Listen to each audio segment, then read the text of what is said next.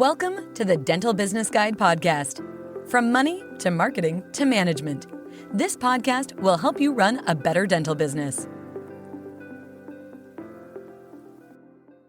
Hello there, this is Dr. Smita Mehra.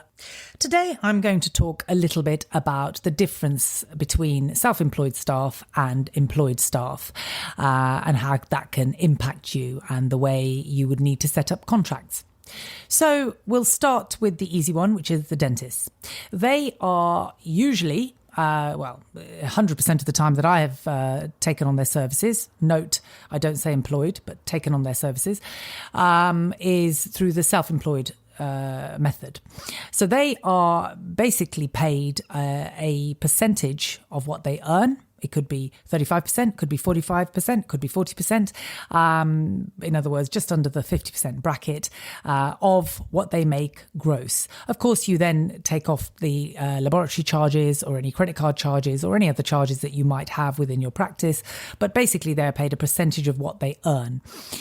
This is good for many reasons. The biggest reason is it motivates them. I have worked previously as an associate, funnily enough, in clinics where dentists have been salaried. And from my experience, I don't think that this is a very good way of paying dentists because it sort of demotivates them and it sort of leads to, I wouldn't call it supervised neglect, but certainly, if they're being paid a daily rate and treatment potentially could come in, or you might have emergencies that could, there and then be crown prepped or filled, or root canals could be started. The tendency will be, why do I want a difficult life? I'm going to get paid the same daily rate, whether I patch this up with a temporary or give antibiotics or whether I do an extirpation and, let's just take the path of least resistance. Obviously, that's not the case for all dentists, but it's certainly, there is a tendency to want to do that if you're being paid a salary. So generally, dentists are paid on a self-employed basis, as I've just mentioned. Then, of course, there is the hygienist employment. Now, hygienists are quite a grey area. In the past, they were mostly employed people. More and more I've seen over the last few years, the tendency is turning them into themselves into self-employed individuals, which benefits them tax-wise. It's good for you as an employer, I guess, because it's one less taxable income you have to worry about. And so, the self-employed route is pretty good. The only problem with that is that from an employment law standpoint, they do appear to be taken on as employed staff, because usually what happens is you have a set day, you have a set number of hours, and you have set patients, which a dentist usually has booked in. In other words, it's under their referral. So a hygienist could be deemed to be working as an employed person in the sense that they're being told what to do, when to do it, when to come in, and the hours that they're working, unlike self-employed individuals. So, and they're usually paid an hourly rate. Of course, some hygienists you can negotiate and you can say, well, I'm going to pay you on an self-employed percentage basis. So you might pay them 30% or 35% or 40%. There are pros and cons to doing this, of course. In the early stages, if you're starting a hygiene list, this could work quite well, because if they are quite quiet and you haven't got that many patients booked in, then at least you're not paying a set amount. At least you're just paying upon the gross income coming in. So they're just getting a percentage of what they earn, very much like dentists. So this helps you. What might end up happening is you pay them slightly more than you would on an hourly rate. And so obviously that makes them happy, but it also keeps you happy, because if they're not earning, you're not paying. But if they are earning, then they get paid more than, say, their hourly rate. What I have done in the past is I've said, look, for the first 3 months, I want you to be paid on a percentage. And this is a percentage. It'll benefit you if you work hard. And obviously the tendency then is to rebook yourself in, maybe book longer appointments, maybe book the recalls quicker, so that you're getting yourself busy, and that incentivizes them.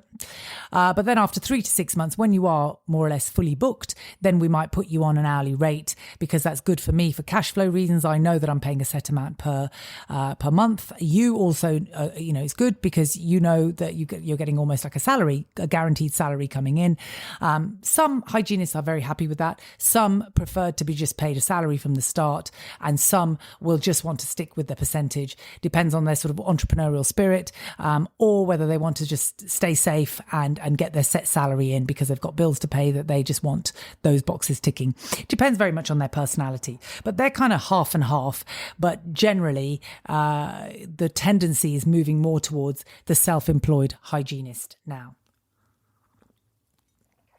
There's also a tendency on that subject of hygienists who are coming in who are actually qualified dentists from whichever country of origin that they are coming from. And that also has pros and cons attached to it. The pros, of course, are that if your main dentist is busy and the hygienist can work as a dentist and an emergency comes in, or they look at the patient with the eyes of a dentist but with the hands of a hygienist, then they could flag up certain problems to the dentist or indeed to the patient and hence generate treatment for the dentist, which is always good. The downside of employing a dentist who is a hygienist is that at some stage they will get work as a dentist, whether it's NHS or whatever.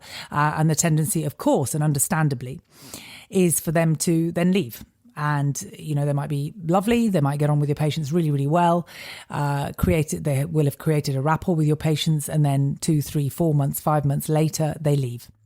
I've had experience of this numerous times. And it's a real pain. And lastly, of course, there are your employed staff, which are full-on proper employed staff, which would be your practice manager, which would be your nurses and would be your reception staff. So they are purely employed staff. You pay their taxes and they, you owe them the holiday pay and, that can be worked out prorated depending on whether they're full-time or part-time. So that's really the difference between the sort of three levels of staff that you would employ or take on the services for.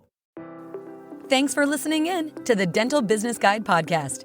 We welcome your feedback, and if you're enjoying it, please let your friends know too. Until the next time on the Dental Business Guide podcast.